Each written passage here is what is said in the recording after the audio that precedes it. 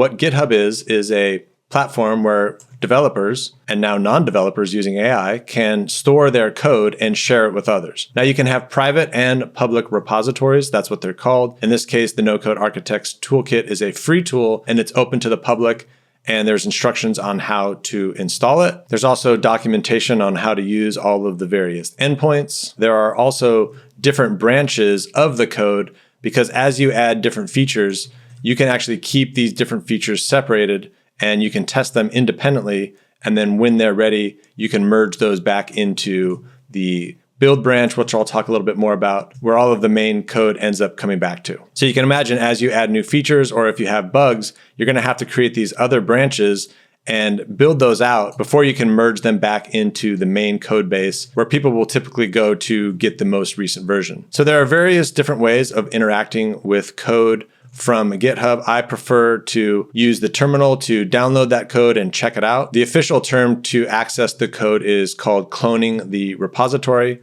So if I come here to the No-Code Architects Toolkit and I come here to code, I can come here to the SSH section here and I can copy this URL to the clipboard, and then I can come back to my terminal. I can type git, I can type clone, and then I can put that address right here, and then I can go ahead and hit enter. I already have an existing folder with that name, so I'm going to go ahead and put it into something different, YouTube demo. It's going to clone that repository into the YouTube demo folder. Normally it would use the No-Code Architects Toolkit directory as a default, but since I already had that, it gave us that previous error. So now it has downloaded all of the code, so I could go into YouTube demo, and if I do an ls, on a PC, you'll likely type dir to get the contents of the folder. But here you can see we have all of these different files here, which is really mimicking the files that you see here in the GitHub interface. Now, once you have this downloaded, then you are also able to check out different branches. So if I type git status,